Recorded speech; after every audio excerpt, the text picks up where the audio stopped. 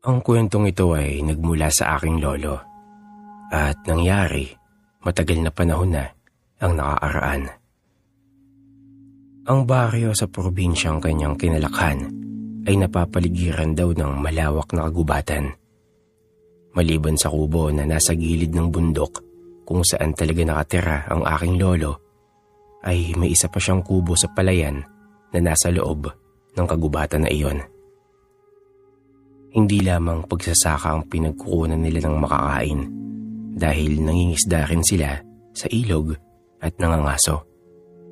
Kinagistan na raw nila ang ganong uri ng pamumuhay simula pagkabata. Nang mangyari ito, ay 5 na ang anak ni lolo. 4 na mga lalaki, babae naman ng bunso, at siya ang nanay ko. Noon, ang panganay na anak o tito ko ay nakabukod na dahil may sarili na itong pamilya. Isang hapon, nang nasa palayan sa gitna ng gubat si lolo kasama ang pangalawa niyang anak na lalaki, ay naisipan nilang manghaso.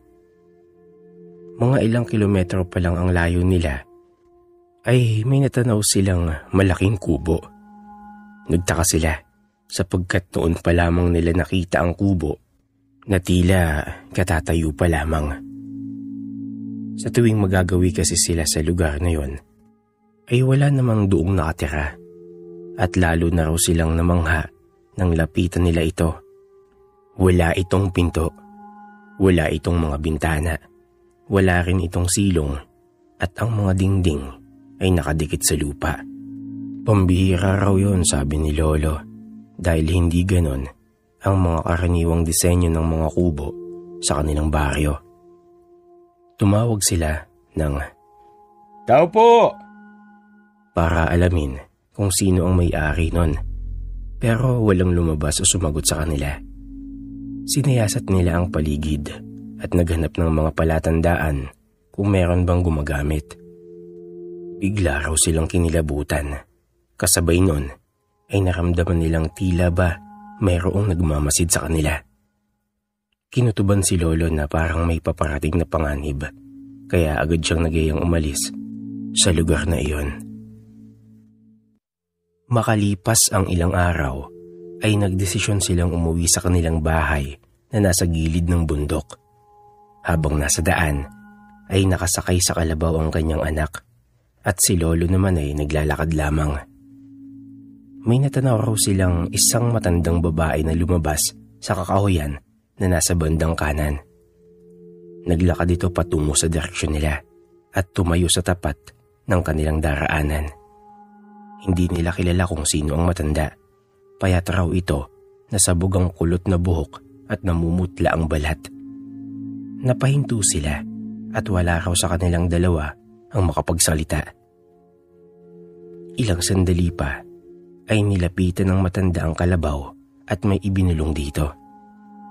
Pagkatapos ay muli itong naglakad pabalik sa kakahuyan kung saan ito nanggaling. Hindi nila alam kung bakit ginawa ng matandang babae iyon.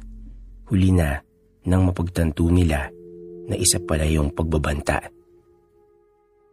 Kinaumagahan ay natagpuan nila ang kanilang kalabaw na hindi na humihinga. Dilat ang mga mata nito at nakalaylay pa ang dila. Bata pa raw ang alaga nilang yon at wala rin itong sakit. Wala naman silang kagalit sa kanilang mga kapitbahay para isipin na may naglason dito. Isang tao lang ang pwede nilang paghinalaan at iyon ang matandang babae. Magmula nun ay hindi na sila nagtangkapan na magpunta sa lugar na kinatatayuan ng malaking kubo. Pagkaraan ng ilang buwan ay umuwi ang kapatid ni lolo mula sa Maynila at nakituloy sa kanila. Napag-alaman nilang may sakit na kanser ang kapatid niyang iyon, pero malakas pa naman ang pangangatawan. Minsan ay umuwi si lolo na wala na ang kapatid niya, dala ang rifle o yung mahabang baril na ginagamit sa pangangaso. Naisip tuloy ni lolo na baka nagtungo ito sa gubat. Kung nagpaalam lang daw ang kapatid niya, ay napagsabihan niya sana ito na umiwas sa malaking kubo. Ngunit huli na. Nang hindi ito umuwi kinagabihan, ay labis silang nag-alala. Kinaumagahan ay inutusan ni Lolo ang kanyang dalawang mga anak na lalaki na magdala ng mga itak at sulo at maghanda na rin ng babauning pagkain dahil susuungin nila ang kagubatan para maghanap. Pinuntahan ni Lolo ang kanyang matalik na kaibigan para manghiram ng baril at nagboluntaryo na rin itong sumama. Ilang oras nilang ginalugad ang kagubatan hanggang sa marating nila ang masukal na parte nito. Nang papalubog na ang araw, ay natagpuan nila ang rifle na nakalapag sa damuhan. May mga bakas ito ng dugo at nang ilibot nila ang kanilang paningin, ay nakita nilang nagkalat pa ang mas maraming dugo maging sa katawan ng mga puno.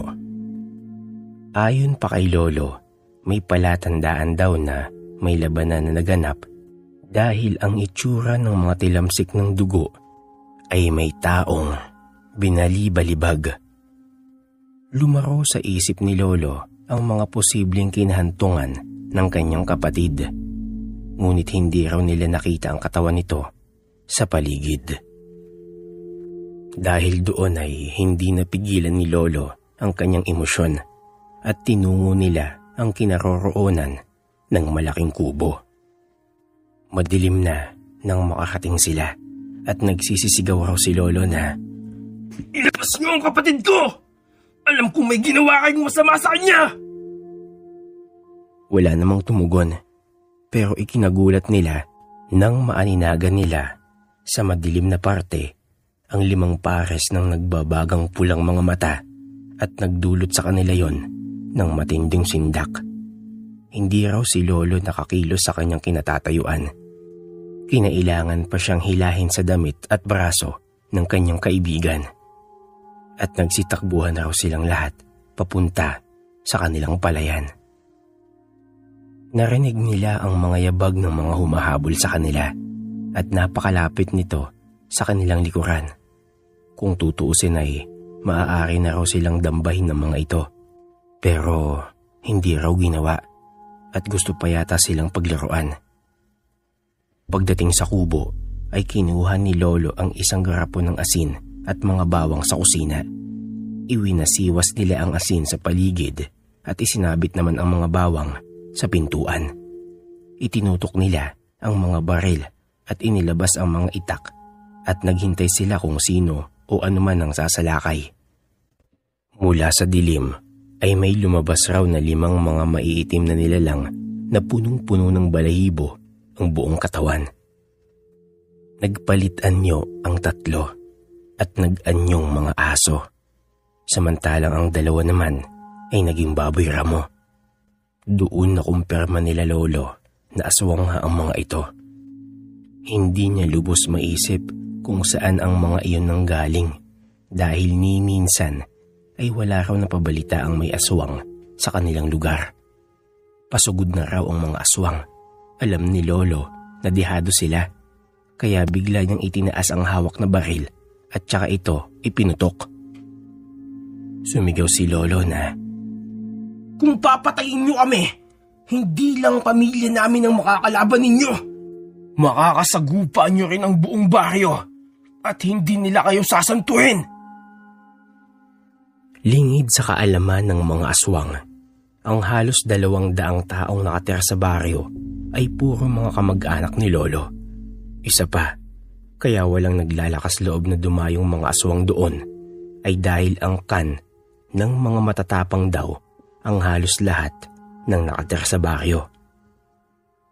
Una daw tumalikod ang 2 nag-anyong baboy ramo at sumunod naman ang iba pa.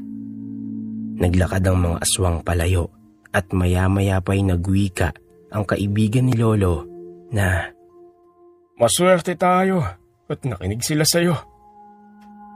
Ngunit hindi pa pala doon nagtatapos ang lahat. Kinabukasan ng tanghali ay binalikan nila Lolo ang malaking kubo sa kagubatan. Tahimik at nagmatsyag silang nag-abang. Kinagabihan ay nakita niyang nagsilabasan ang 5 mga itim na pusa sa maliit na siwang. Nang mag-anyong mga taong may itim na balahibo ang mga ito, ay di na raw nila hinayaang makapalag pa. Ayon kay Lolo, malamang nagulat raw ang mga aswang nang sumigaw siya na, "Binalaan ko na kayo na hindi namin kayo sasantuhin!" At mula sa dilim ay sinindihan niya ang sulo. Ganon rin ang ginawa ng 56 na mga kabaryong kasama niya. Nagsikislapan raw ang mga matatalas nilang itak at nang paliparin nila ang kanilang mga kawayang sibat sa isang iglap ay napuruhan agad ang 2. Nagmakaawa raw ang 3 sugatang mga aswang na huwag silang papatayin.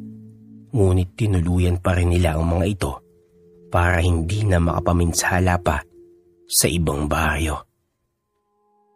Nang pasukin nila Lolo ang malaking kubo ay wala doon ang katawan ng kapatid niya. Ipinasok nila sa loob noon ang bangkay ng mga aswang at sinunog ito.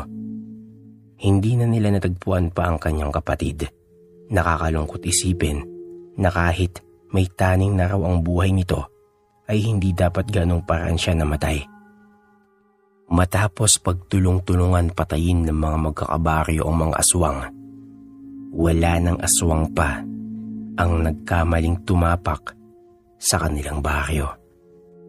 Sabagay, kung ikaw ba naman ang aswang at malaman mo na kung ano ang ginawa nila, maglalakas loob ka pa ba na mga pasukin ang kanilang baryo?